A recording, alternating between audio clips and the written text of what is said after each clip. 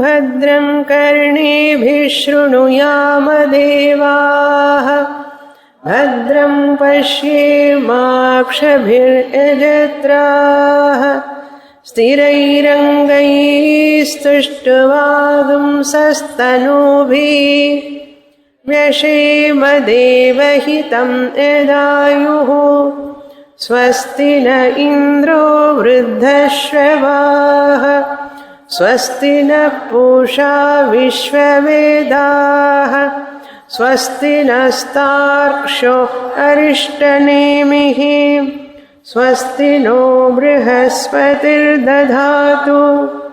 ఓం శాంతి శాంతి శాంతి. 36వ page 10వ మంత్రం. యదా త్వమభివర్షసి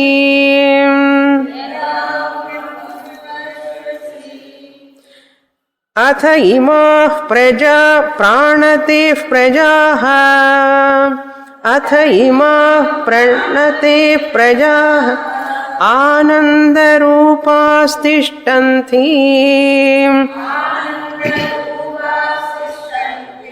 కామాయాన్నం భవిష్యతీతి.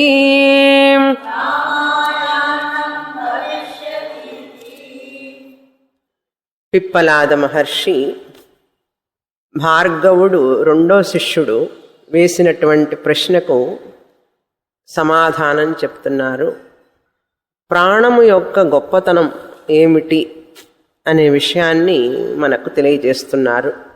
ఒక కథ రూపంలో చెప్పి ఇంద్రియాలన్నీ కూడా 5 జ్ఞానేంద్రియములు, 5 కర్మ ఇంద్రియములు, అంతఃకరణం, మనస్సు, బుద్ధి, చిత్త, అహంకారం, ఇవన్నీ కూడా తమకు తామే చాలా గొప్ప అని అనుకుంటున్నప్పుడు ప్రాణదేవత చెప్తున్నది, నేను లేకపోతే మీరు ఈ శరీరంలో ఉండలేరు అని చెప్పినప్పుడు మిగతా ఇంద్రియాలన్నీ కూడా నమ్మలేదు.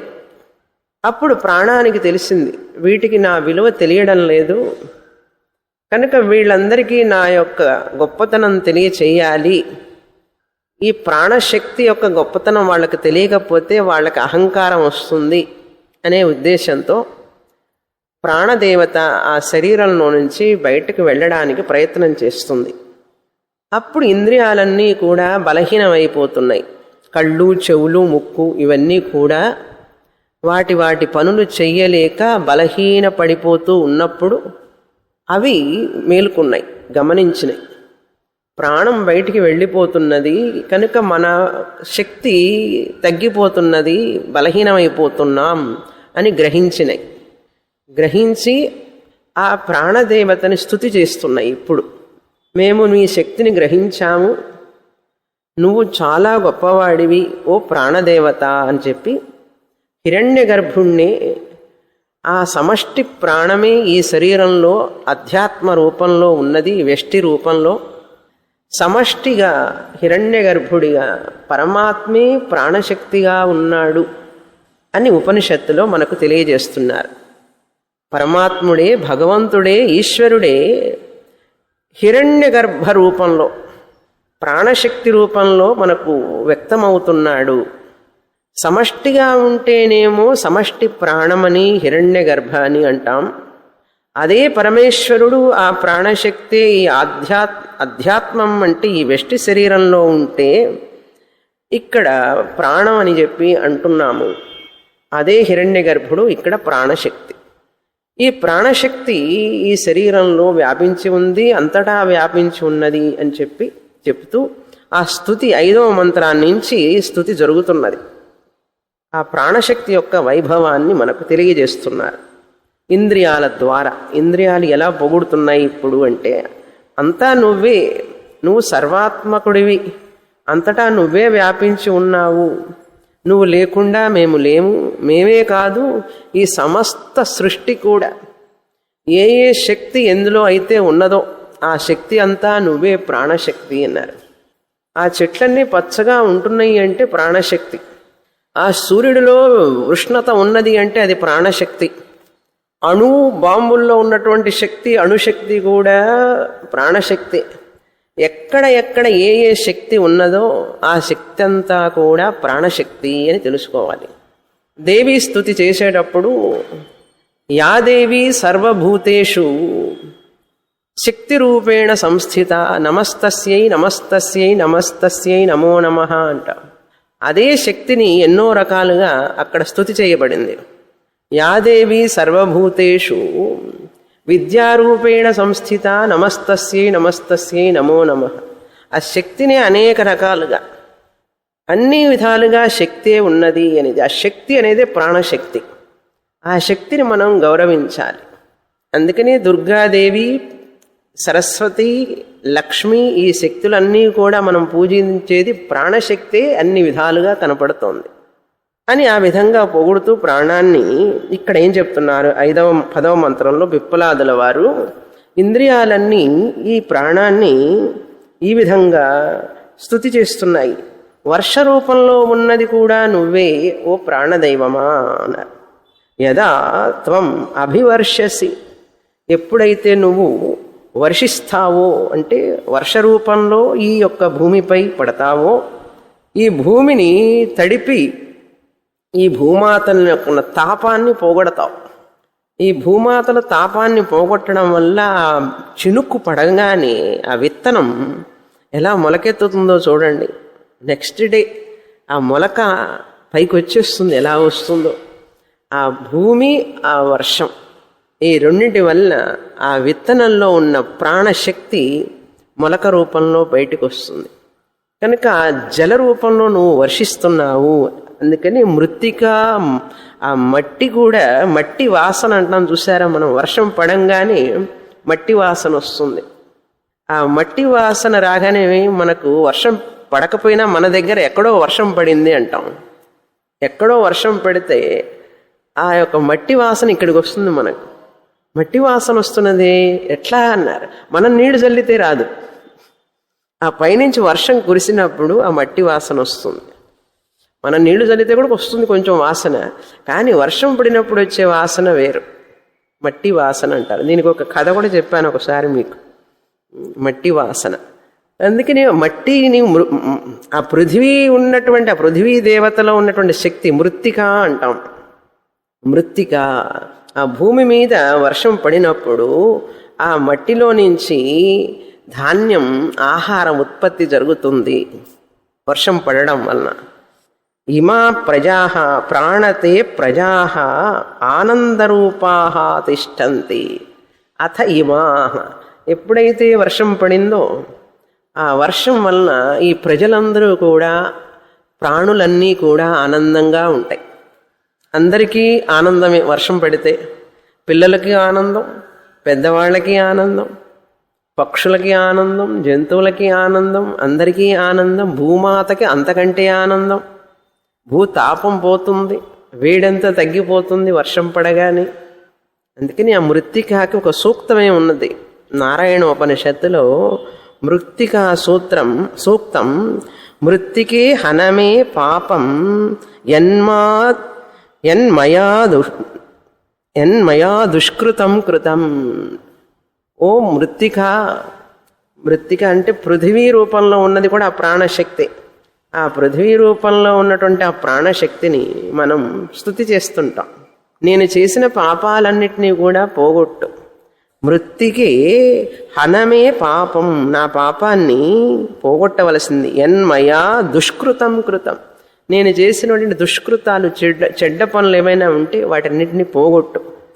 మృత్తికే బ్రహ్మ దత్తాసి కాశ్యపేనాభి మంత్రిత మృత్తికే దేహి మే పుష్టిం త్వయి సర్వం ప్రతిష్ఠితం. నాకు పుష్టినివ్వవలసినది. భూమి తనకు తానుగా పుష్టినివ్వలేదు. భూమి మీద వర్షం పడినప్పుడు ఆ వర్షం వలన, భూమిలో వచ్చేటటువంటి ఆహారం వలన, ఆ ఆహారం వలన మనకు పుష్టి కలుగుతుంది. కనుక దానికి ముందు సూర్యభగవానుడి రూపంలో ఉన్నాడు ప్రాణశక్తి అని చెప్పి తెలుసుకున్నాం. త్వం సూర్యః అసి చంద్రః అసి అని. కనుక సూర్యుడు సముద్రంలో నుంచి నీళ్లు తీసుకుంటే ఆ సముద్రంలో నీళ్లు మేఘంలోకి వెళ్ళి ఆ మేఘ రూపంలో ఉన్న నీళ్లు వర్షిస్తాయి. కనుక ఇదంతా ప్రాణశక్తే. కనుక మనకు నీళ్లు ప్రాణం. నీరు లేకపోతే మనం ఉండలేం, జీవించలేం. కనుక ప్రాణశక్తి ఎవరు? ఇప్పుడు వర్ష రూపంలో వచ్చిన జలం వల్లనే మనకు ప్రాణశక్తి ఉన్నది. ఆ జలం వల్లనే ఆహారం వస్తున్నది. ఆహారం తీసుకోవడం వల్ల మనకు శక్తి వస్తున్నది. అందుకని ఈ ప్రజలందరూ ఏమనుకుంటారట ఆనందంతో, ఆహా వర్షం పడింది, మనకు చాలా ఆహారం లభిస్తుంది, పండ్లు కాయలు కూరలు ధాన్యాలు అన్నీ లభిస్తాయి మనకు అని చెప్పి ఆనందంగా ఉంటారు. అందుకని చెప్పి కామాయాన్నం భవిష్యతి ఇది, మనకు చాలా సమృద్ధిగా కావలసినంత అని అర్థం. కామాయాన్నం అంటే సమృద్ధిగా కావలసినంత, మనం కోరుకున్నంత ఆహారం మనకు లభిస్తుంది అని చెప్పి వాళ్ళు ప్రజలందరూ కూడా ఆనందంగా తృప్తిగా సంతోషంగా ఉంటారు అని ఇంతటి వరకు క్రిందటి వారం చూశాం. కనుక ప్రాణస్య సర్వాత్మకత్వేన స్తుతి క్రియతే అంటే ప్రాణమే సర్వం, అంతటా వ్యాపించి ఉన్నది అనే దృష్టితో స్తుతి చేస్తున్నారు.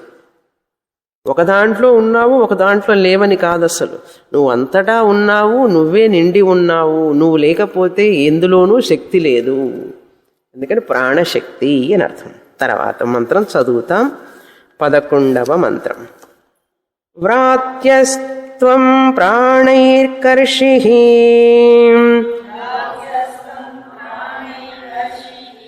అత్తా విశ్వస్య సత్పతిః వయమాద్యస్య దాతారః పితా త్వం మాతరిష్వనః.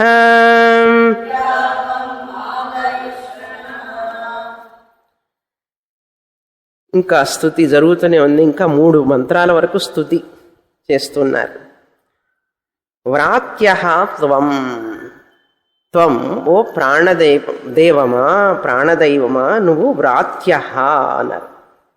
ఇక్కడ వ్రాత్యః అంటే వ్యతిరేక అర్థం, శూద్రుడు అని అర్థం. వ్రాత్యః అంటే శూద్రుడు అని అర్థం. అంటే చాలా తక్కువ నిమ్న జాతిలో వాళ్ళని వ్రాత్యః అంటాం. ఎందుకంటే ఎవరు వ్రాత్యః, ఎవరు వ్రాత్యః అని మనం తెలుసుకోవాలి.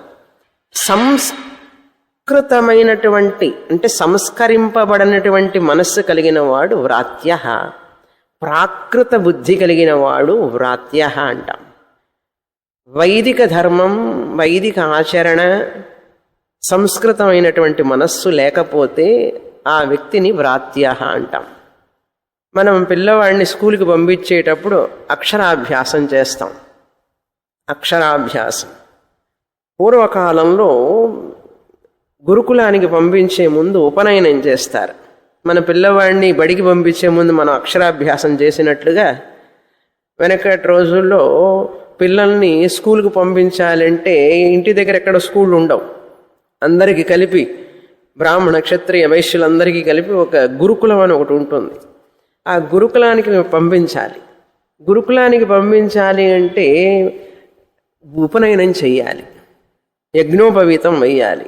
ఉపనయనం చేసిన తర్వాత మనిషికి ఉన్నటువంటి రాగద్వేషాలన్నీ వదిలిపెట్టి ఒక క్రమశిక్షణ కలిగినటువంటి జీవితాన్ని నేను జీవిస్తాను అని చెప్పి గాయత్రి మంత్రాన్ని ఉపదేశం తీసుకొని అప్పుడు గురుకులానికి వెళతారు. గురుకులానికి వెళ్ళి అక్కడ చదువుతారు వేద విద్య. ఆ ఉపనయన సంస్కారం జరిగిన వాడు ద్విజః అంటాం. బ్రాహ్మణ క్షత్రియ వైశ్యులు ద్విజులు అంటాం. ఎందుకంటే వాళ్ళకు ఉపనయన సంస్కారం జరిగింది కనుక, వైదిక కర్మ చేయడానికి అర్హులు కనుక వాళ్ళకి ద్విజులు అని పేరు. అంటే వ్రాత్యలకి వ్యతిరేకమైనటువంటి పదం. సంస్కృతమైనటువంటి సంస్కరింపబడినటువంటి వాళ్ళు, గుణ ఆధానం చెయ్యబడినటువంటి, దోష అపనయనం అయిపోయి అంటే ఇష్టారాజ్యంగా జీవించడం కాకుండా ఇంకా ఉపనయనం చేసిన తర్వాత రోజు సంధ్యావందనం సమిధాదానం చెయ్యాలి. ఉదయం మధ్యాహ్నం సాయంత్రం 3 సార్లు చెయ్యాలి. అలా చేస్తూ క్రమశిక్షణగా జీవించాలి. ఎక్కడ పడితే అక్కడ తినకూడదు, ఎలా పడితే అలా మాట్లాడకూడదు. ఒక సంస్కరింపబడిన మనస్సు కలిగి ఉంటారు వాళ్ళు. వైదిక జీవనం అంటారు. తినేటప్పుడు కానీ ఏదైనా చేసేటప్పుడు ఒక సంస్కరింపబడిన మనస్సు కలిగిన వాడు ఎట్లా ఉంటారంటే 10 మందిలోకి వెళ్ళినప్పుడు భోజనం చేసేటప్పుడు నిల్చొని భోజనం చేయకూడదు. కూర్చొని భోజనం చేస్తున్నాడంటే సంస్కరింపబడిన వాడు అని అర్థం. ఆ రోజుల్లో ఇప్పుడు అవన్నీ పోయినాయి. మనిషికి సంస్కారం ఉంటే నిల్చొని తినకూడదు. నిల్చొని తినడం దోషం. అది ఒంటికి మంచిది కాదు, మనస్సుకి మంచిది కాదు. సంస్కరింపబడిన వాళ్ళు, వైదికులు, హిందువులైన వాళ్ళు, సంస్కారం ఉన్నవాళ్ళు అలా చెయ్యరు. భోజనం ఎలా చేస్తారు? కూర్చొని భగవద్ ధ్యానం చేసి భగవంతుణ్ణి అన్నపూర్ణే సదాపూర్ణే శంకర ప్రాణవల్లభే అని శ్లోకం కానీ, లేకపోతే అహం వైశ్వానరో భూత్వా ప్రాణినాం దేహమాశ్రిత అని ముందు ప్రార్థన చేసిన తర్వాత ఆహారం తీసుకోవడం. ఎక్కడికి వెళ్ళినా సరే, ఒకవేళ వాళ్ళు బఫే ఇచ్చారనుకోండి, ఎక్కడొక్కడ చోటు చూసుకుని కూర్చొని తినడం. అది నిల్చొని తినడం మన యొక్క సంస్కృతి కాదు. కూర్చొని భోంచేయాలి. ఇది ఒకటి. అదేవిధంగా వడ్డన చేసేటప్పుడు పదార్థాలు ఎక్కడ వడ్డించాలి అనేది ఇది రూల్ ఉంది. వడ్డించిన తర్వాత 10 మంది బంతిలో కూర్చుంటాను చూసారా, బంతి అంటారు. 10 మందిలో కూర్చున్నప్పుడు భోజనానికి పంక్తిలో వాళ్ళు వడ్డన చేసేటప్పుడు మనకు అందరికీ వడ్డన అయిన తర్వాత భోంచేయాలి. సంస్కారం ఉన్నవాడైతే ఏం చేస్తాడు? అందరికీ వడ్డించిన తర్వాత అన్ని పదార్థాలు అందరూ మొదలుపెట్టినప్పుడే తింటాడు. సంస్కారం ఉన్నవాడైతే. సంస్కారం లేనివాడైతే ఏం చేస్తాడు? ముందు పాయసం వేస్తారు కదా, ఆయన ఇట్లా వడ్డించాడు, వెళ్ళేటప్పుడు లోపల పాయసం తినేస్తాడు. సంస్కారం లేనివాడైతే. ఎందుకంటే పాయసం తినాలనిపిస్తుంది వెంటనే. ఇంకా పదార్థాలన్నీ వడ్డించడం పూర్తి కాకముందే ఈయన పాయసం ఖాళీ అయిపోయింది ఈయన ఇస్తర్లో. అయ్యేటప్పటికి తర్వాత వడ్డన చూసుకుంటూ పెద్ద ఆయన వస్తాడు, అసలు పెద్ద మనిషి. అన్నీ వడ్డన జరిగిందా లేదా అని చూడటానికి వస్తాడనమాట. వస్తే ఈయన విస్తర్లో పాయసం లేదు. ఏమిటి పాయసం వడ్డించలేదు ఈయనకి అని అంటారు. చూసారా? అంటే మనిషి సంస్కారవంతుడైతే 10 మందిలో పంక్తిలో భోజనం చేసేటప్పుడు బంతి అంటారు, లేకపోతే పంక్తి అంటారు. పంక్తిలో భోజనం చేసేటప్పుడు ఎలా భోజనం చేయాలి అనే దానికి ఒక సంస్కారం కావాలి. అక్కడ నాకు ఇష్టమైనట్లుగా తినకూడదు, అందరూ మొదలుపెట్టినప్పుడే తినాలి. అలా కొన్ని 1 కాదు 2 కాదు, ఈ విధంగా అనేకంగా ఉన్నాయి. 10 మందిలో ఉన్నప్పుడు ఎలా ఉండాలి అనే దానికి ఒక సంస్కారం కావాలి. సంస్కారం లేనివాడు ఒక విరుద్ధంగా ప్రవర్తిస్తాడు. 10 మందిలో తెలిసిపోతుంది అప్పుడే. మాటలు కానీ చేతలు కానీ. సంస్కరింపబడడం అంటే శాస్త్రీయంగా శాస్త్ర పద్ధతిలో జీవించడం అన్నమాట. అది సంస్కరింపబడినటువంటి మనస్సు. ఆ సంస్కరింపబడినటువంటి వాడు ఎవడైతే ఉంటాడో వాడు వ్రాత్య అన్నాడు. ఎటువంటి సంస్కారము లేనటువంటి వాడు వ్రాత్య. ఇదేమిటి ఇంద్రియాలన్నీ ఇట్లా వచ్చి ఈ ప్రాణాన్ని దేవతని పోయి ప్రాత్య అని తిడుతున్నాయి ఏమిటి, నింద చేస్తున్నాయి ఏమిటి? స్తుతి కదా చేయవలసింది. ఇక్కడ నింద చేస్తుంది ఏంటంటే ఇది నిందాస్తుతి అంటారు. నింద చేస్తూ స్తుతి చేస్తున్నాయి. నిందారూపంలో స్తుతి చేయడం. నిందాస్తుతి అనేది ఒక అలంకారం. నిందాస్తుతి అలంకారం అంటారు దాన్ని. ఆ నిందాస్తుతి అలంకారం ఏమిటండి? ఈ నిందలో ఏమిటండి ఆ స్తుతి చెప్పండి అంటే శంకరాచార్యుల వారు 2 అర్థాలు చెప్తారు దానికి. ఏమిటంటే ఒక శ్లోకమే ఉంది, అది 2 ఉదాహరణలు మీకు చెప్తాను, తర్వాత నేను చెప్తాను శంకరాచార్యుల వారి యొక్క వ్యాఖ్యానం. 2 అర్థాలు ఏమిటంటే 2 కథలు లాంటి కథలు. ఏమిటంటే అవి అయోధ్యలో దాతలే లేరుట, దానం చేసేవాడే లేట అయోధ్యలో. అంటే అయోధ్యని తిట్టడమే కదా. దానం చేసేవాళ్లే లేరు అంటే అవమానం కదా దశరథుడికి. అయోధ్యలోనండి దానం చేసేవాడే లేడు, దాతే లేడు అన్నాడు. ఏమిటి అంత పిసినారి వాళ్ళ అయోధ్యలో అందరూ అని అనిపిస్తుంది మనకు. కానీ అది నింద అయినప్పటికీ కూడా అక్కడ ఏదో స్తుతి ఉన్నది. ఏమిటంటే తీసుకునేవాడు లేడు. అయోధ్యలో డబ్బులు తీసుకునేవాడే లేడు.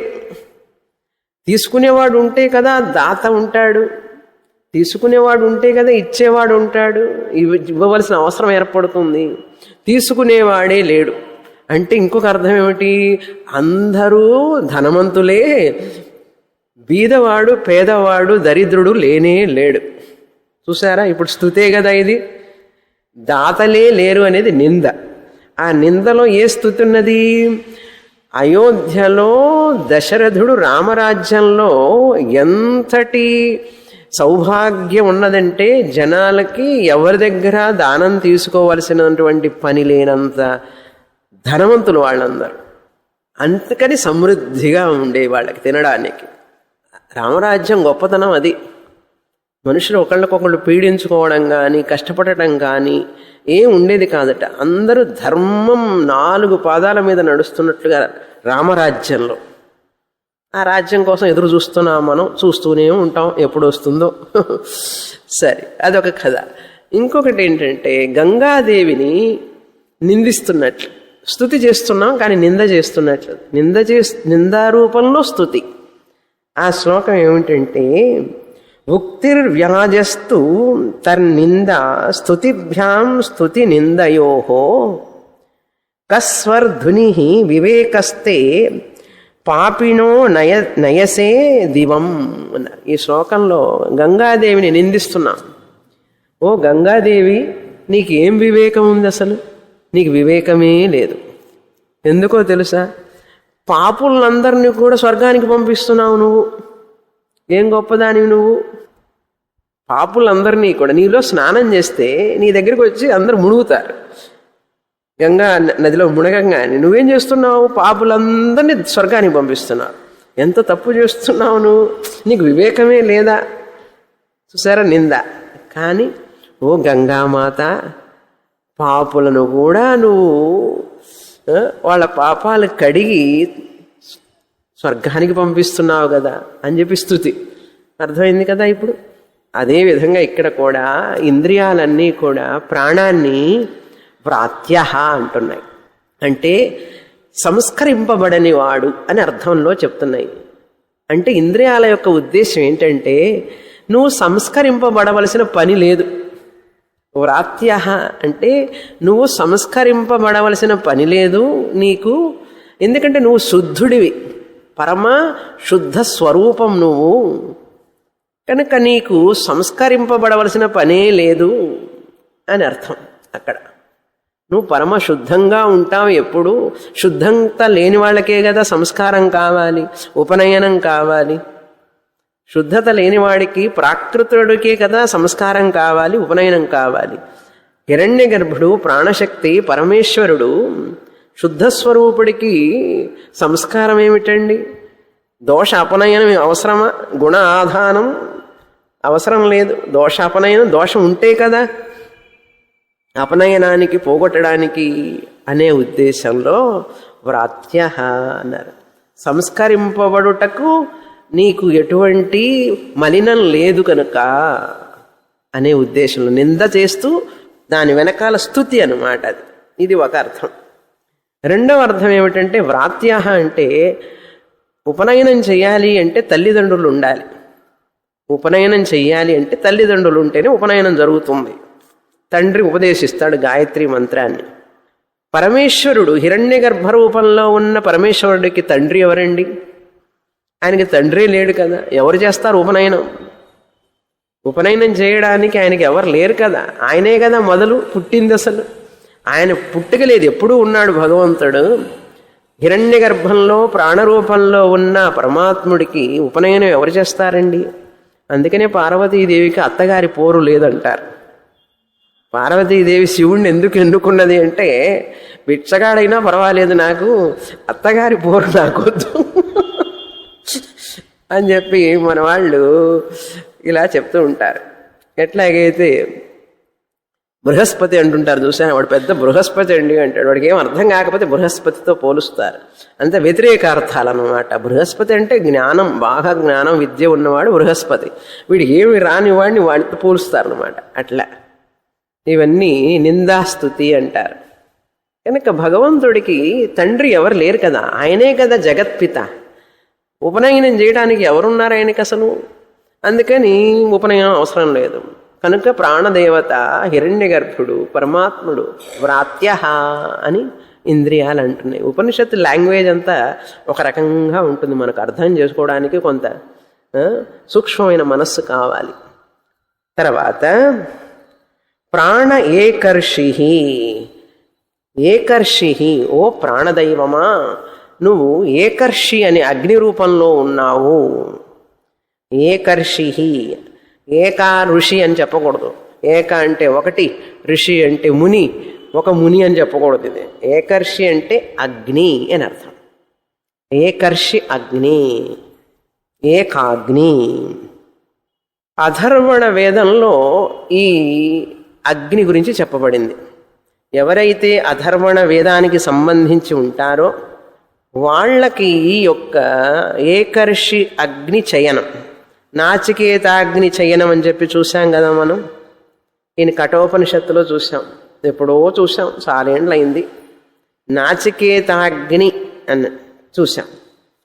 అంటే అగ్నిని రగిలించడానికి, అగ్నిని రగిలించాలి. రగిలించడానికి ఒక పద్ధతి ఉంది. మన ఇష్టం వచ్చినట్టుగా అగ్గిపెట్టి తీసుకొచ్చి వెలిగించకూడదు. మ్యాచ్ లైటర్ పెట్టి వెలిగించకూడదు. అగ్నిని వెలిగించడానికి ఉపనిషత్తులో చెప్పాను నేను. ఆ అరణి తీసుకొచ్చి ఒక అరణిలో ఇంకొక అరణి పెట్టి కవ్వంతో చిలికినట్టు చిలుకుతారు. అక్కడ లోపల కట్టి పుల్లలు పెడతారు, పెట్టి కొంచెం దూది పెడతారు. పెట్టినప్పుడు బాగా ఇట్లా మథనం చేస్తున్నప్పుడు ఆ వేడికి నిప్పు పుడుతుంది, అగ్ని పుడుతుంది. ఆ పుట్టినప్పుడు ఆ అగ్ని పుల్లలు ఉంటాయి చూసారా, ఆ కట్టె పుల్లలు, నిప్పు అంటుకున్న పుల్లలు, అవి తీసుకెళ్ళి హోమకుండంలో వేస్తారు. ప్రతి హోమకుండంలో ఎక్కడైనా సరే యజ్ఞ యాగాలు జరిగేటప్పుడు ఈ విధంగానే హోమం చెయ్యాలి. అగ్నిని అక్కడ రగిలించాలంటేనే ఈ విధంగా రగిలించాలి. అంతేగాని అగ్గిపుల్లతో తీసుకెళ్ళి కొబ్బరి పీచు వేసి అలా చేయకూడదు. దానికి ఒక పద్ధతి ఉన్నది. ఆ యజ్ఞాన్ని బట్టి ఎటువంటి హోమకుండం చేస్తారు అక్కడ. హాహమనీయాగ్ని, దక్షిణాగ్ని, ఆవసధ్య అగ్ని, సధ్య అగ్ని, ఇటువంటి అగ్నిలన్నీ ఉన్నాయి. గృహస్థుడికి చేయవలసినటువంటి అగ్నికి ఒక పేరు ఉన్నది, బ్రహ్మచారికి చేసేటటువంటి అగ్నికి ఒక పేరున్నది. అట్లా అగ్నికి రకరకాల పేర్లు ఉన్నాయి. ఇక్కడ ఏకర్షి అగ్ని అంటే అథర్వణ వేదంలో, అథర్వణ వేదానికి సంబంధించినటువంటి ఆ ఒక్క వ్యక్తులు ఉంటారు చూసారా. ఇప్పుడు కొంతమంది ఋగ్వేదానికి సంబంధించిన వాళ్ళు, కొంతమంది యజుశాఖాధ్యాయి, యజుర్వేదానికి సంబంధించిన వాళ్ళు, కొంతమంది అథర్వణ వేదానికి. కనుక ప్రశ్నోపనిషత్తు, ముండకోపనిషత్తు అథర్వణ వేదానికి సంబంధించినవి కనుక ఈ ఏకర్షి అగ్ని అనే దాని గురించి చెప్తున్నారు. ముండకోపనిషత్తులో కూడా మనం చూసాం, చివర లాస్ట్ బట్ వన్ మంత్ర, ఆ మంత్రంలో కూడా ఇంత ఏకర్షి అగ్ని అనేది ఒకటి వచ్చింది. క్రియావంతం శ్రోత్రియా బ్రహ్మనిష్ఠా స్వయం జుహ్వతి ఏకర్ష్యం శ్రద్ధయంతః.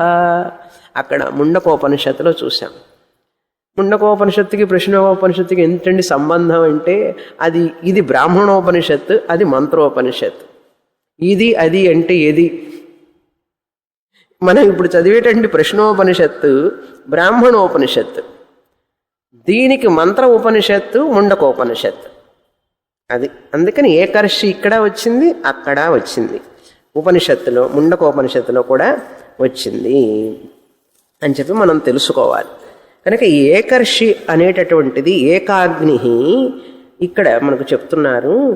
ఏకర్షి ఏకర్షి అనే అగ్ని కూడా నువ్వే అయ్యున్నావు ఓ ప్రాణదైవమా అని.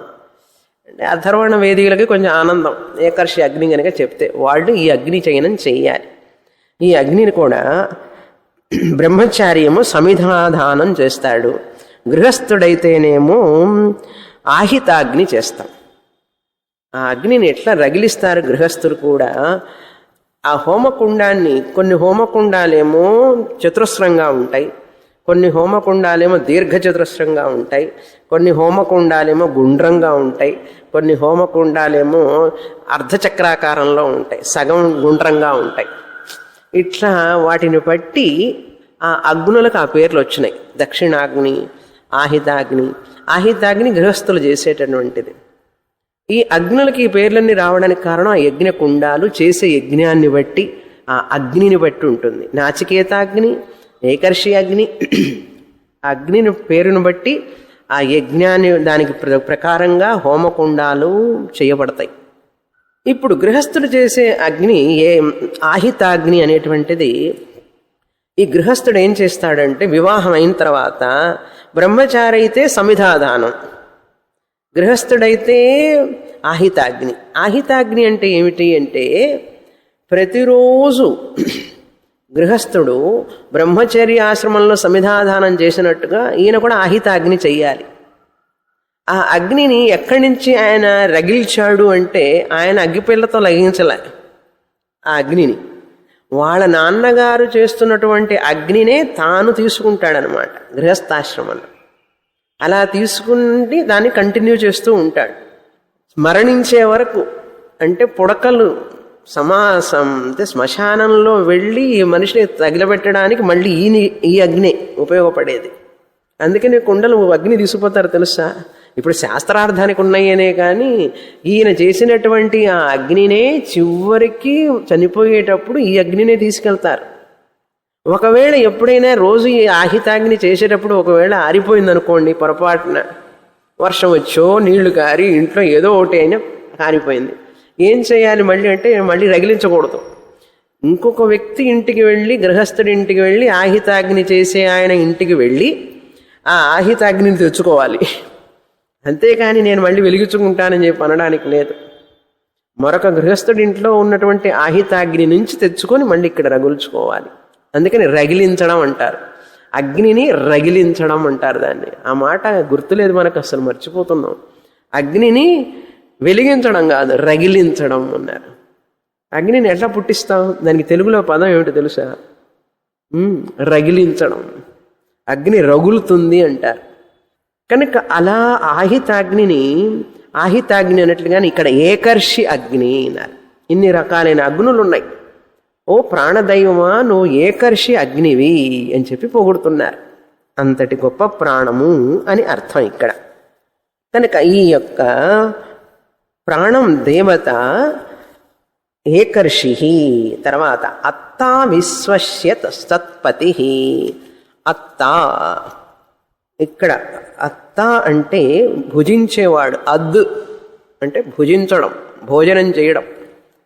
ఏం భోజనం చేస్తాడు అన్నారు, అన్నిటినీ భోజనం చేసేవాడు. ఆహుతులు ఉన్నాయి కదా, అగ్నిలో ఏమేస్తారండి? ఆహుతులు వేస్తారు, నెయ్యి, అనేక ద్రవ్యాలన్నీ వేస్తారు అగ్నిలో. కనుక ఏకర్షి అగ్నివి కనుక నువ్వేం చేస్తుంటావు? స్వీకరిస్తుంటావు, హవిస్సులన్నీ స్వీకరిస్తూ ఉంటావు. మేమేస్తాం నీ కోసం హవిస్సులన్నీ, నువ్వు స్వీకరిస్తావు కనుక నువ్వు అత్తా అని పేరు. మన తెలుగులో అత్తా కాదు, అత్తా, అత్తారౌ, అత్తారహ. అతృ శబ్ద పుంలింగ, అదు ధాతువు నుంచి వచ్చింది. అత్తా అంటే తినడం. అత్తి, అత్తి, అత్తా. అత్తా విశ్వస్య సత్పతి. విశ్వస్య సత్పతి వేరే పదం. అత్తా నువ్వు అవిస్సులన్నీ స్వీకరిస్తుంటావు అని అర్థం. అంతేకాదు విశ్వస్య సత్పతి, విశ్వం మొత్తానికి కూడా సత్పతి. సత్ అంటే గొప్ప, చాలా గొప్ప అని అర్థం. పతి అంటే రక్షించేవాడు. పతి అంటే రక్షించేవాడు. విశ్వస్య దేన్ని రక్షిస్తాడు? విశ్వం మొత్తాన్ని రక్షించేవాడివి కనుక నీ పేరు విశ్వస్య సత్పతి అని పేరు. జగత్తు మొత్తాన్ని నువ్వు వ్యాపించి రక్షిస్తున్నావు కనుక. ప్రాణం దేవా అనుప్రాణంతి మనుష్యా పశవశ్చయే ప్రాణో హి భూతానామాయు. ప్రాణం వలన మనుషులు జీవరాశులన్నీ కూడా జీవిస్తున్నాయి. భీషాస్మాద్వాతః పవతే భీషోదేతి సూర్యః భీషాస్మాదగ్నిశ్చేంద్రశ్చ మృత్యుర్ధావతి పంచమ ఇతి. ఈ యొక్క దేవతలందరూ కూడా నీ ప్రాణశక్తి మీదనే, నీ శక్తి మీదనే ఆధారపడి ఉన్నాయి అని. ఇక్కడ ప్రాణం అంటే ప్రాణరూపంలో ఉన్న పరమాత్ముడు అని అర్థం. ఇక్కడ మన స్తుతి చేస్తున్నది. విశ్వస్య సత్పతి. వయం ఆద్యస్య దాతారః, మేమందరం కూడా, ఇంద్రియాలన్నీ కూడా ఏమని చెప్తున్నాయి? మేము ఆద్యస్య, ఆద్యం అంటే అయన యోగ్యం ఆద్యం, అదన యోగ్యం ఆద్యం, భుజించడానికి యోగ్యమైనటువంటిది ఆద్యం. అదనం అంటే తినడం, భుజించడం. యోగ్యం అంటే మంచిది, తినడానికి యోగ్యమైనటువంటిది, తినదగినది అని అర్థం. తినదగినది ఆద్యం. అటువంటి తినదగిన దాన్ని ఆద్యస్య దాతారః, నువ్వు తినగలిగినటువంటి అగ్ని, ఏకర్షి రూపంలో ఉన్న ప్రాణాగ్ని ఏం తింటుంది? హవిష్యులు స్వీకరిస్తుంది. అత్త నువ్వంటే హవిష్యులు స్వీకరిస్తున్నావు కనుక ఆ హవిష్యులన్నీ మేమిస్తాం నీకు, మేమే నీకు ఇస్తాము అంటే దీన్ని ఇక్కడ అర్థం ఏం చేసుకోవాలి? మనం ఎలా అర్థం చేసుకోవాలంటే, ఏదో ఇంద్రియాలన్నీ నెయ్యి పాలు ఇవన్నీ పోస్తున్నాయి, అందులో ప్రాణం అగ్ని రూపంలో తీసుకుంటున్నదని కాదు అర్థం. అక్కడ ఆ అర్థం వేరు. ఇక్కడ ఇంద్రియాలు పొగుడుతున్నాయి కనుక నేను చూసే రూపాలన్నీ కూడా ఓ ప్రాణమా నీ కొరకే. అది కూడా హవిస్సు లాంటిది. ఆ రూపాలు రంగులన్నీ కూడా నేను చూసేవి నీ కొరకే కదా, అది నీకు హవిస్సు. నువ్వు భుజించు, దాన్ని ఆనందించు. నేను శబ్దాలు వింటున్నాను కదా, చెవులు అంటున్నాయి, నేను వినే శబ్దాలన్నీ కూడా నీకు హవిస్సు లాంటిది. హవిస్ అంటే ఆ హోమకుండంలో వేసేదాన్ని హవిస్ అంటారు. ఇది హోమకుండాల లాంటిదే కదా. ఈ శబ్దం అనే హవిస్ ఇందులో వేస్తే ఎవరికి వెళుతుంది? ఇక్కడ ఆనందం ప్రాణశక్తికి వెళుతుంది. చెవ్వ ఆనందిస్తున్నది, చెవు ద్వారా లోపల ఉన్నటువంటి ప్రాణదేవత పరమాత్మ ఆనందిస్తున్నాడు, హవిస్సు అని. అదేవిధంగా పుష్పం వాసన చూస్తే ఆ గంధం ద్వారా ప్రాణానికి ఆనందం. నువ్వు భుజించవలసినది అంటే నువ్వు ఆనందించవలసినది, దాన్ని అనుభవించవలసినది. అదేవిధంగా నాలుక మీద మంచి రుచి కలిగిందనుకో, ఏదైనా పెడితే ఆనందంగా ఉంటుంది, అది హవిస్ అన్నమాట. అది హోమకుండమే కదా. ఇది ఒక హోమకుండం, ఇది ఒక కన్ను ఒక హోమకుండం, చెవు ఒక హోమకుండం, ముక్కు హోమకుండం, అన్ని హోమకుండాలానే ఉన్నాయి కదా. గుండ్రంగా ఉండేవి, ఓవెల్ షేప్లో ఉండేవి. కానీ నోట్లో కనుక ఆయన వేస్తే లోపలికి వెళుతుంది. అందుకని వైశ్వానర అగ్ని రూపంలో ఉన్నాడు, హవిస్సే కదా అది కూడా. కనుక ఈ భావన చూడండి, మన యొక్క వైదిక సంప్రదాయంలో చిన్న చిన్న విషయాలుగానే కనపడతాయి. ఇవన్నీ కూడా చిన్న చిన్న విషయాలుగా కనపడతాయి, కానీ ఒక్కొక్క విషయంలో ఒక ఆచరణ, ఒక సంస్కారం, ఒక పద్ధతి, ఒక వైదిక ఆచరణ, వైదిక జీవన మార్గం ఎక్కడికో తీసుకెళ్తుంది మనిషిని. ఆ దైవ మార్గంలోకి తీసుకువెళ్ళి దేవుడిగానే మార్చేస్తుంది. అది మన హిందూ ధర్మంలో ఉన్నటువంటి గొప్పతనం. ఎక్కడా లేదు ప్రపంచంలో. హిందూ మతం ఇక్కడే ఉన్నది, ఈ దేశంలోనే ఉన్నది, ఇక్కడే రక్షింపబడుతోంది. ఇది మిగతా దేశాలన్నీ అన్ని మతాలు వ్యాపించినా కూడా కొట్టుకుంటున్నాయి, చంపుకుంటున్నారు ఒకళ్ళకొకళ్ళు. కానీ ఈ దేశంలో మాత్రమే ఉండి ఇది విశ్వం మొత్తానికి వ్యాపిస్తున్నది. చూడండి, అంతటి సువాసన కలిగినటువంటిది హిందూ ధర్మం. ఎందుకంటే అందరూ మానవుల యొక్క క్షేమాన్ని కోరేటటువంటిది వేదమాత. 1000 తల్లులతో సమానం శాస్త్రం. అందుకని శాస్త్రం చదవడం వలనే మనిషికి సంస్కారం వస్తుంది. శాస్త్రాధ్యయనం చిన్నప్పటి నుంచి గురుకులానికి పంపించడం అంటే ఏమిటి? శాస్త్రాధ్యయనం. మనం ఇంజనీరింగ్ కాలేజీలకు పంపిస్తున్నాం. ఇప్పుడు శాస్త్రాధ్యయనం ఏమీ లేదు. అంతా రిటైర్ అయిన తర్వాత ఎప్పుడో వస్తారు. అది వింటే వింటారు, లేకపోతే లేదు. అది కూడా అందుకని ఆ శాస్త్రాధ్యయనం అనేది పోయింది మనకి ఇప్పుడు. ఆ ఉపనయనం చేయడం, శాస్త్రాధ్యయనం చేయడం, ఆ వేదాన్ని చదవడం అనేటువంటివి మన పిల్లలకి మనం నేర్పడం లేదు అస్సలు. ఇప్పుడు వేద పాఠశాలలకి డొనేషన్లు ఇస్తారే కానీ ఒక ఆయన స్వామిని నేను వేద పాఠశాలకి ధనం ఇవ్వాలనుకుంటున్నాను అంటాడు. వాళ్ళ పిల్లలు ఎక్కడ చదువుతున్నారు తెలుసా? చదివి ఇంగ్లాండ్లో ఒకళ్ళు, అమెరికాలో ఒకళ్ళు ఉన్నారు. ఆయన మాత్రం ఇక్కడ వేద పాఠశాలకి డబ్బులు ఇస్తాట. ప్రతి వాళ్ళు అంతే. మంచివాళ్ళు, దేశభక్తులు అందరూ ఎక్కడో పుట్టాలి పక్కింట్లో అనుకుంటారు, తమ ఇంట్లో పుట్టాలని కోరుకోరు. అది కాదు నిజమైన దేశభక్తి, అది కాదు నిజమైన వైదిక ఆచారం మీద భక్తి. నేను నా ఇంట్లో నా పిల్లల్ని వైదిక మార్గంలో తీసుకురావాలి అని చెప్పి అనుకోవాలి. కానీ ఎక్కడో ఏదో వేద పాఠశాలలో ఒక పిల్లవాడు పిలక పెట్టుకొని వేదం చదువుతూ ఉంటే నాకు చాలా ఇష్టం అండి అన్నాడు.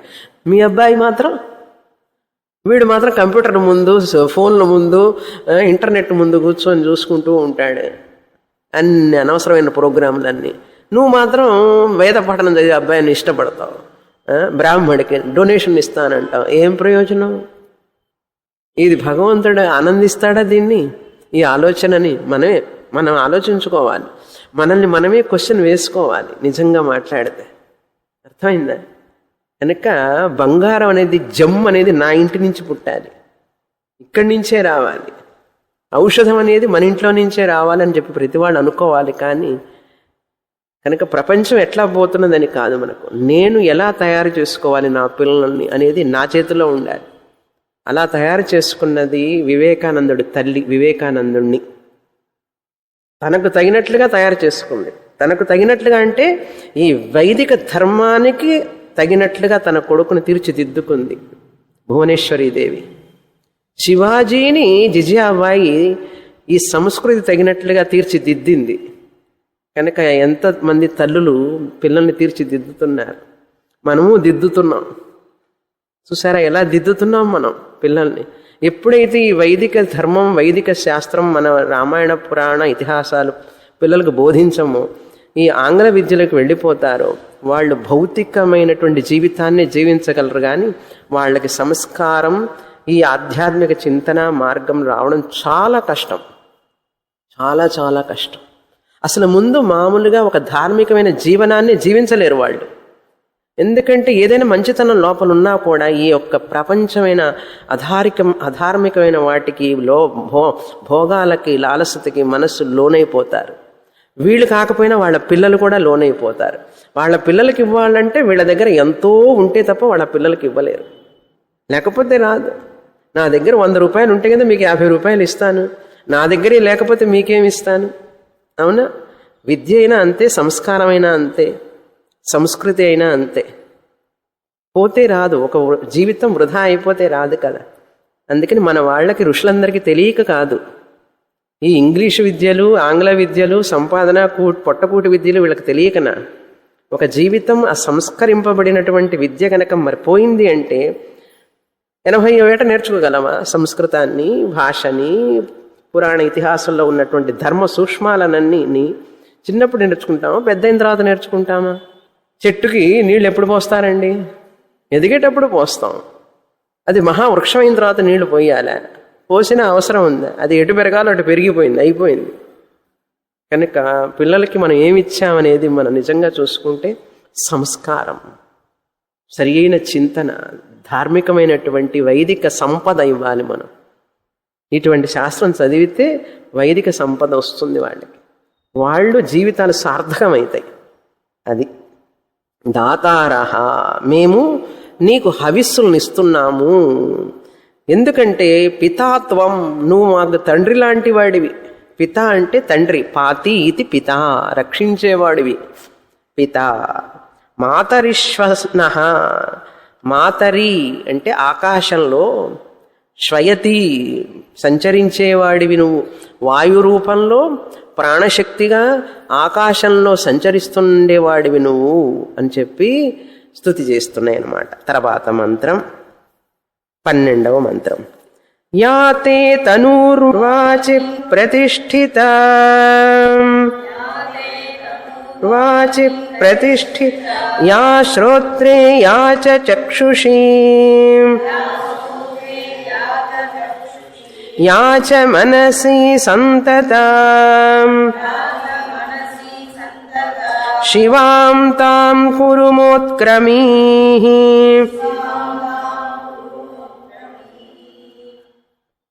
యా తే తనుర్వాచి ప్రతిష్ఠిత. తను అంటే శరీరం, ఇక్కడ శరీరం అంటే శక్తి అని అర్థం. తనూర్వాచి ప్రతిష్ఠిత, శుభప్రదమైనటువంటి శరీరము, తనువు, దేహము. వాచి ప్రతిష్ఠిత, వాచి అంటే వాగీంద్రియము, వాగీంద్రియమునందు నెలకొని ఉన్నదో, ప్రతిష్ఠిత అంటే నెలకొని ఉన్నదో. ఈ వాగీంద్రియం, మాటలు మాట్లాడుతున్నాం కదా మనం ఇప్పుడు, ఎలా వస్తున్నాయి ఈ మాటలు బయటికి? మాటలు వాక్శక్తి అంటారు చూసారా, వాక్శక్తి ప్రాణశక్తి. పసిపిల్లవాడు ఏం మాట్లాడలేడు, భాష చూసారా, మాటలే రావు పాపం. తల్లి అర్థం చేసుకొని పాపం అన్నీ వాడికి ఇస్తూ ఉంటుంది. మనకు కూడా కొంతమంది చూస్తుంటాం మనం, ఎప్పుడైనా మన జీవితంలో చూడండి, మాట పడిపోయిందంటారు. కొద్ది రోజులు మాట్లాడలేకపోయినాడు ఆయన, మాటలే బయటికి రాలేదు, తర్వాత మళ్ళీ ట్రీట్మెంట్ తీసుకున్న తర్వాత వచ్చినాయి అంటుంటారు, విన్నాను, చూసాగా. అందుకని ఆ వాక్ అనేటువంటిది చాలా శక్తివంతమైనటువంటిది. మాటే లేకపోతే ఇంక మనిషికి జీవితం ఏముందండి? కనుక నువ్వు వాగ్రూపంలో ఉన్నటువంటి ప్రాణశక్తివి. వాగీంద్రియం చెప్తున్నది, నేను మాట్లాడుతున్నానంటే ఈరోజు నీ వల్లనే ఓ ప్రాణమా అని అర్థం. అందుకని మనం మాటలను మాట్లాడేటప్పుడు చాలా జాగ్రత్తగా మాట్లాడాలి. అది ప్రాణదేవత యొక్క శక్తి. అది తప్పుడు మాటలు, ద్వేషపూరితమైన మాటలు, నిందా మాటలు ఇవన్నీ మాట్లాడకూడదు. ఆ మాట్లాడే శక్తి ఎవరిది? అది భగవంతుడు, భగవత్ స్వరూపం అది. ఉదయం లేవంగానే మనకు మాట శక్తి ఉన్నది అంటే భగవంతుడిని మనం ఆయనకి కృతజ్ఞతలు చెప్పుకోవాలి. ఇప్పుడు నేను ఇన్ని సంవత్సరాల నుంచి మీకు చెప్పి మీకు ఆనందాన్ని కలిగిస్తున్నాను అనుకుంటా. ఈ ఉపన్యాసాల వల్ల, క్లాసుల వల్ల ఆనందం వస్తున్నదా లేదా? ఎలా వస్తున్నది? ఇప్పుడు నేను మౌనంగా కూర్చుంటున్నాను ఇక్కడ, ఊరికే కూర్చొని వెళ్ళిపోతే మీకు ఆనందం వస్తుందా? 2 మైకులు పెట్టుకొని, ఇటు ఒక స్పీకరు, ఇటు ఒక స్పీకరు, పెద్ద యాంప్లిఫైర్ పెట్టుకొని, ఇక్కడ ఒక మైక్ పెట్టుకొని మాట్లాడుతూ ఉంటే అది మీకు తెలిసిన భాషలో చక్కగా శబ్దాన్ని బయటికి తీసుకొస్తుంటే మీరు ఆనందిస్తున్నారు, కుర్చీలో కూర్చొని గంట సేపు వింటున్నారు. ఇప్పుడు మీ ఆనందానికి కారణం నా వాక్కు. ఈ వాక్కు ఎవరిది? నాది కాదు, భగవంతుడి వాక్కు. ఆ వాక్ శక్తి ప్రాణశక్తి.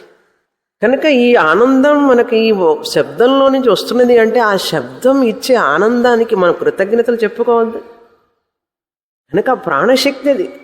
ప్రాణశక్తి లేకపోతే వాక్కు వస్తుందా బయటికి? రాదు. కనుక ఇప్పుడు ఈ వాక్కు శక్తికి ఎవరు కారణం? ప్రాణశక్తి. అది చెప్తున్నారు.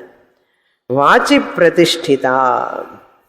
అంతేకాదు శ్రోత్రే యాచ, ఏదైతే శ్రోత్ర ఇంద్రియంలో వినే శక్తి, చెవులు వినపడితేనే కదండి లోకంలో వ్యవహారం జరుగుతుంది.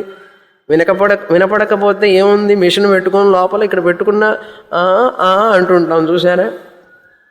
వినపడుతుంటే మనకి చెవులు పనిచేస్తుంటే తెలియడంలా దాని యొక్క గొప్పతనం. కళ్ళు పనిచేస్తుంటే దాని గొప్పతనం తెలియడంలా. కొంతకాలం పని చేయకపోతే తెలుస్తుంది మనకు. అవి పనిచేస్తున్నంతసేపు అవి ఉన్నాయనే తెలియదు మనకు. అవి పనిచేస్తున్నంత వరకు కూడా మోకాలు బాగా పనిచేస్తుంటుందంటే మోకాలు ఉన్నట్టే తెలియదు మనకు. మోకాలు నొప్పి వచ్చినప్పుడే మోకాలు ఉందని తెలుస్తుంది. చెవులు కూడా పనిచేస్తూ ఉంటే ఏదైనా సరే మనకి తెలియదు ఇంట్లో శరీరంలో. అవి పనిచేస్తున్నప్పుడే వాటి విలువని మనం తెలుసుకుంటూ దాన్ని అతిగా ఉపయోగించకూడదు. ఏది కూడా అతిగా మాట్లాడకూడదు, అతిగా వినకూడదు, అతిగా చూడకూడదు. అసలు వినకుండా ఉండకూడదు, అసలు చూడకుండా ఉండకూడదు, అసలు మాట్లాడకుండానూ ఉండకూడదు. నోరు ఇచ్చింది మాట్లాడడానికే కదా, కళ్ళు ఇచ్చింది చూడటానికే కదా, చెవులు ఇచ్చింది వినడానికే కదా. కనుక ఇచ్చాడు కదా అని చెప్పి నా ఇష్టం వచ్చినట్టు మాట్లాడతాను, నా ఇష్టం వచ్చినట్టు చూస్తానంటే మళ్ళీ భగవంతుడు మొట్టికాయ వేస్తాడు. మొట్టికాయ అంటే ఏ విధంగా వేస్తాడు? కళ్ళల్లో ప్రాబ్లము, గొంతులో ప్రాబ్లము, చెవుల్లో ప్రాబ్లము, ఏవో ఒకటి వస్తాయి. ఊరికే పోవు. మనం ఎప్పుడైతే దాన్ని దుర్వినియోగం చేసుకుంటామో దాని ఫలితాన్ని మనం అనుభవిస్తాం. ఎప్పుడైనా సరే, ఎవరైనా సరే, ఎంతటి వాళ్ళైనా సరే, ఏ ఇంద్రియాన్నైనా దుర్వినియోగం చేస్తే వాళ్ళు ఆ దుఃఖాన్ని ఏదో ఒక రోజు ఏదో ఒక రూపంలో అనుభవించి తీరాల్సిందే. భగవంతుడు కూడా ఏమీ చేయలేడు. నేను రూల్స్ రెగ్యులేషన్ చెప్పాను కదా, నువ్వు ఫాలో అవ్వకపోతే పనిష్మెంట్ వచ్చి తీరుతుంది అంతే. నాకు ఎందుకు చేసావు? నేను పూజ చేశాను కదా, పూజలు చేస్తే మాత్రం పూజలు చేసినా కొబ్బరికాయలు కొట్టినా నేను చెప్పిన మాటలు వినకుండా కొబ్బరికాయలు కొడతానంటే ఆయన ఏం చేస్తాడు? ఆయన చెప్పిన మాటలు వినాలి, దాని ప్రకారం మనం జీవించాలి. అది వైదిక జీవనం అంటారు. భగవద్గీతలో చెప్పాను, ఇలా ఉండాలి, ఇలా మాట్లాడాలి, ఇలా చూడాలి, ఇలాంటి వినాలి, ఇలాంటి వినకూడదని చెప్పాను కదా. అది ఓ ప్రాణదైవమా, ఈ శ్రోత్ర ఇంద్రియంలో ఉన్నటువంటి ఆ వినే శక్తి, వినికిడి శక్తి నువ్వే కదా అని చెప్పి చెప్తున్నాయి. అంతేకాదు చక్షుషి అన్నారు. శ్రోత్రే ప్రతిష్ఠిత యాచే చక్షుషి, ఏదైతే కళ్ళల్లో కూడా కనులయందు చక్షుషి నెలకొని ఉన్నదో, చక్షువులు అంటే కళ్ళు, కళ్ళ యందు చూసే శక్తి, కళ్ళు చూస్తున్నాయండి. ఆనందం ఎక్కడి నుంచి వస్తున్నది? ఇప్పుడు మీకు ఇక్కడ నేను కూర్చున్నాను, మీరు చూస్తున్నారు, వింటున్నారు, కళ్ళ ద్వారా చెవుల ద్వారా ఆనందం ఆ ప్రాణదేవత వలన, లేకపోతే లేదు కదా. ఎందుకంటే ప్రాణదేవతను ఎలా చెప్తారు స్వామిని అన్నారు? వినే శక్తి అన్నారా లేదా? చూసే శక్తి అన్నారా లేదా? శక్తే ప్రాణం. చూసే శక్తి, వినే శక్తి, మాట్లాడే శక్తి అంటున్నారు చూడండి. ఆ శక్తి శక్తి శక్తి అనేదే ప్రాణం. అర్థమైందా ఇప్పుడు? చూసే శక్తి. అంతేకాదు మనస్సు చింతన చేసే శక్తి, ఆలోచించే శక్తి. మనస్సుకి ఆలోచన చేసే శక్తి ఉన్నది, అది కూడా నువ్వేన. అందుకే ఐన్స్టీన్ అన్నట్ట, నేను దేవుడు ఉన్నాడో లేదో నేను నాకు తెలియదు, కానీ ఈ సృష్టి అంతా చూస్తూ ఉంటే ఈ సూర్యుడు, ఈ నదులు ప్రవహించడం, భూమి ఆకర్షణ శక్తి, ఇవంతా చూస్తుండే, చెట్లు, కొండలు, వాగులు, కోనలు, ఇవన్నీ సృష్టి ఆర్డర్ అన్నమాట. ఇదంతా ఈ క్రమాన్ని చూస్తుంటే నియతి, ఒక పవర్ ఉన్నది ఏదో అంటాట ఆయన. దేవుడని నాకు తెలియదు, కానీ ఈ విరాట్ స్వరూపాన్ని చూస్తుంటే నాకు ఒక శక్తి ఏదో ఉన్నది అనిపిస్తున్నది అంటాట ఆయన. ఐన్స్టీన్ అంతటి వాడే. ఒప్పుకొని తీరాలి ఎంత సైంటిస్ట్ అయినా సరే చివరికి. ఎందుకంటే యాపిల్ పడితే కింద పడింది ఎందుకు, పైకి ఎందుకు పోలేదని చెప్పి ఆలోచన వచ్చింది ఆయనకి. ఐన్స్టీన్కేనా? ఆయన న్యూటన్ కనుక న్యూటన్కి ఏం ఆలోచన వచ్చింది? యాపిల్ కింద ఎందుకు పడాలి, పైకి పోవచ్చు కదా అంటే భూమి ఆకర్షణ శక్తి అన్నారు. భూమి ఆకర్షణ శక్తి అన్నారు. ఆ భూమి ఆకర్షణ శక్తి చూసారా, మళ్ళీ శక్తి అన్నాం, అదే ప్రాణశక్తి. అర్థమైంది కదా. అందుకని అదే భగవంతుడు విరాట్ స్వరూపం. ఈ ప్రపంచం అంతా కూడా భగవంతుడి శరీరం లాంటిది. ఈ విశ్వమే భగవంతుడికి శరీరం. అందుకని మన విశ్వరూప ధ్యానం, విశ్వరూపాన్ని పూజించడం చేస్తాం. మనకు అంతా భగవంతుడు. ఈశావాస్యం ఇదం సర్వం యత్కించ జగత్యాం జగత్. ఏది ఎక్కడ ఉన్నా సరే, ఎక్కడ ఏది ఉన్నా సరే అంతా భగవంతుడే అన్న. మనమేం పిచ్చివాళ్ళమా ఏంటి? చాలా తెలియగలవాళ్ళం తెలుసా. వైదిక ధర్మాన్ని ఆచరించే వాళ్ళందరూ చాలా తెలియగలవాళ్ళు. అంతేకాదు చింతన చేసే శక్తి మనసులో ఏదైతే ఉన్నదో అది కూడా, ఆ మనస్సునందు నెలకొని ఉన్నది ఏదైతే ఉందో అది ప్రాణమే. చివరికి ఏంటి ఇప్పుడు? అంతా నువ్వే కనుక నువ్వు శివాం తాం కురు. శివాం అంటే శాంతంగా ఉండు. ప్రాణమా కోపం తెచ్చుకోవాకు, వెళ్ళిపోవాకు ఇంట్లో నుంచి, శాంతపడు శాంతపడు అంటుంటారు చూసావా. ఈ శరీరాన్ని శాంతంగా ఉంచు, లేకపోతే శవమైపోతుంది. శవమైపోతుంది. కార్గోలో తీసుకుపోతారు. కార్గో అంటే తెలుసు కదా, కార్గో. ప్రాణం ఉంటేనేమో కారులో తీసుకుపోతారు, ప్రాణం పోతే కార్గో కారు గో కార్గో. ఒక్క ప్రాణం చూడండి. శరీరం అంతా ఉన్నది, కళ్ళున్నాయి, ముక్కున్నాయి, చెవులున్నాయి, అన్నీ ఉన్నాయి, కానీ ఒక్కటి లేదు, ప్రాణం మాత్రం లేదు. దాన్ని తీసుకుపోండి అంటారు.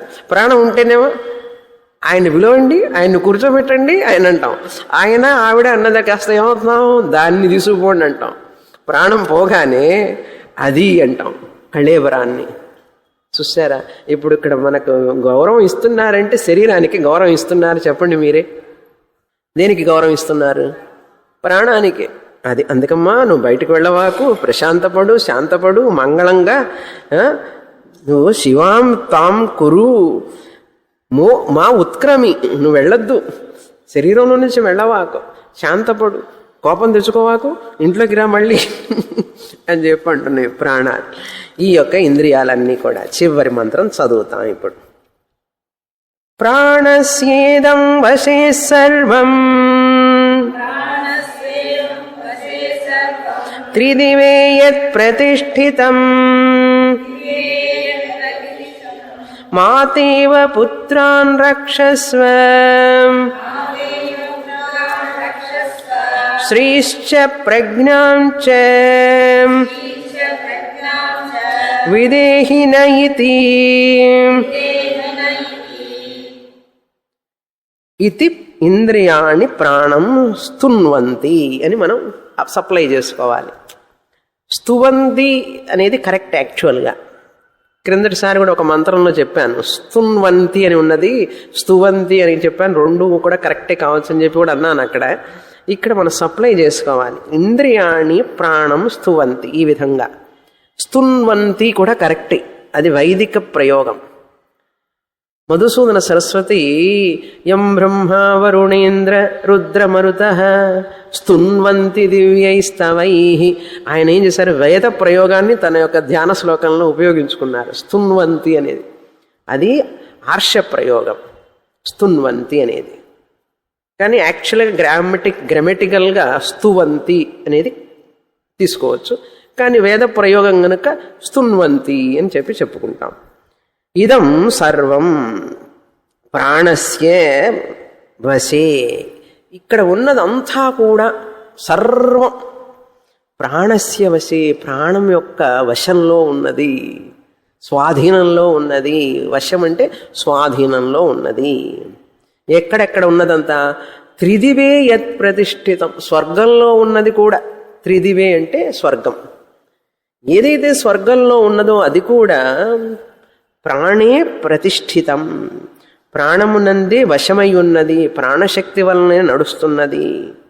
దేవతలు, పితృలోకం ఇవన్నీ ఉన్నాయి కదా పైన లోకాలన్నీ కూడా, అక్కడ కూడా ప్రాణశక్తి వలనే నడుస్తున్నాయి. కనుక ఓ ప్రాణదేవత, ఇందాక తండ్రిలాగా రక్షించన్నాడు కదా, ఇప్పుడు మాతా ఇవ పుత్రాన్ రక్షస్వ, తల్లి తన పుత్రుని రక్షించినట్లుగా. ఎందుకు తల్లికి మాత అని పేరు వస్తుంది అంటే, మాతి ఇది మాత. మాత అంటే మెజర్ చేసి మనకు ఆహారాన్ని ఇస్తుంది ఆవిడ. ఏం తినాలి, ఎంత తినాలి అని చెప్పి మనకి ఇస్తుంది అనమాట. అందుకని మాత అని పేరు. మా అంటే టు మెజర్, అంటే లెక్క చూసి చూసి చూసి పెడుతుంది కదా అమ్మ మనకు. మనం ఇష్టం వచ్చినట్టు తింటా అంటే తినవాకురా అని చెప్పి డబ్బాల పైన పెడుతుంది మన చేతికి అందకుండా. మనకి ఇష్టం వచ్చినట్టు డబ్బాలన్నీ తీసుకొని తినుంటే మనం ఎప్పుడో పోయేవాళ్ళం. ఆవిడ ఏం చేస్తుందని మనకు తెలియకుండా తాళం వేసి పెడుతుంది లోపల. అంటే మనకు మెజర్గా ఇచ్చిస్తుంది అన్నమాట. చిన్న గిన్నెలో ఉగ్గు గిన్నె నుంచి గిన్నె ఇట్లా పెంచుకుంటూ వస్తుంది గిన్నెని, పెద్ద గిన్నె, తర్వాత అట్లా అన్నమాట. అందుకని మాత అని పేరు. అమ్మా, ఇందాకనేమో తండ్రి అన్నాడు. తండ్రి కంటే తల్లికి కరుణ ఎక్కువ కదా. తండ్రి వింటాడో వినడో అని చెప్పి ఇప్పుడు నువ్వు తల్లి లాంటి దానివి అంటున్నారు. ఈ ఇంద్రియాలన్నీ కూడా నువ్వు మాకు తల్లి లాంటి దానివి, తల్లికి ఎంత కరుణ ఉంటుంది. పిల్లలు కుపుత్రో జాయేత కుమాత న భవతి అన్నాడు. చెడ్డ పుత్రుడు ఉండొచ్చేమో కానీ చెడ్డ తల్లి ఉండదు. కుపుత్రో జాయేత క్వచిదపి కుమాత న భవతి. మాత అనేటువంటిది అంత కరుణ కలిగి ఉంటుంది కదా. నువ్వు మాత ఇవ, తల్లిలాగా మమ్మల్ని రక్షించమ్మా, కోపం తెచ్చుకోవాకు. పిల్లల్ని రక్షిస్తుంది కదా, మేమేదో అన్నాం అనుకో, అయినా కోపం తెచ్చుకోవద్దు. పుత్రాన్ రక్షస్వ, పుత్రులను రక్షించినట్లుగా మమ్మల్ని రక్షించు ఓ ప్రాణదేవత. అంతేకాదు శ్రీశ్చ, మాకు శ్రీ నీవు అంటే ధనాన్ని ఇవ్వు, ప్రజ్ఞాంశ విద్యాశక్తి జ్ఞానాన్ని కూడా ఇవ్వు మాకు. మనిషికి ఆరోగ్యం కావాలి, ఆరోగ్యం ఒకటి శక్తి లాంటిది. ధనము కావాలి, విద్యము కావాలి. సరస్వతి, లక్ష్మి, పార్వతి. శక్తి మాత్రమే దేనికండి? ఏం ప్రయోజనం? శక్తి దేనికోసం అన్నారు? విద్య సంపాదించడం కోసం. ఆరోగ్యమే కదా శక్తి అంటే. ఆరోగ్యం, శక్తి, విద్య, సరస్వతీదేవి, లక్ష్మి, ధనం ఇవన్నీ ఉంటేనే మనకు సౌభాగ్యం, ఆనందం, సుఖం, శాంతి ఉంటుంది. శ్రీ అంటే మనకు సంపదను నీవు, మాకు ప్రజ్ఞ అంటే విద్యను కూడా ప్రసాదించు, మేధస్సును ప్రసాదించు, బుద్ధిని ప్రసాదించు. విదేహి మాకు ఇవ్వవలసినది. నహ మాకు అని అర్థం. నాకు అని చెప్పలేదు చూసారా. నేను ఒక్కడే కాదు, మనం ఎక్కడ ఏ ప్రార్థన చేసినా అందరికీ అని అడుగుతాం. అలా అడగాలి ప్రార్థనలో ఎప్పుడు. నాకు మాత్రం ఇవ్వు, లేకపోతే మా అబ్బాయికి మా అమ్మాయికి మాత్రం ఇవ్వు అని చెప్పి అనకూడదు. అందరికీ అని అడగాలి. నహ అంటే మా అందరికీ ఇవ్వవలసినది. ఇది ఇంద్రియాణి ప్రాణం స్తున్వంతి. ఈ విధంగా ఇంద్రియములు ప్రాణాన్ని స్తుతి చేసినయి అని చెప్పి ఇంతటితో ఈ యొక్క రెండవ ప్రశ్న అయిపోయింది. తర్వాత వచ్చే వారం 3వ ప్రశ్నలోకి వెళతాం. ప్రాణస్థితి అయిపోయింది. తర్వాత ప్రాణ ఉపాసన గురించి వస్తుంది. 3వ శిష్యుడు వచ్చి ఇప్పుడు ఈ 2వ శిష్యుడికి ఆనందంగా ఉంది, గురువుగారు సమాధానం చెప్పారు, అందుకని తన చోట్లోకి వెళ్ళి కూర్చుంటాడు. తర్వాత 3వ శిష్యుడు వస్తాడు, ఆయనేం అడుగుతాడో చూస్తాం వచ్చేవారం. పూర్ణమదః పూర్ణమిదం పూర్ణాత్ పూర్ణముదచ్యతే పూర్ణస్య పూర్ణమాదాయ పూర్ణమేవావశిష్యతే. ఓం శాంతి శాంతి శాంతి. హరి ఓం. శ్రీ గురుభ్యో నమః. హరి ఓం.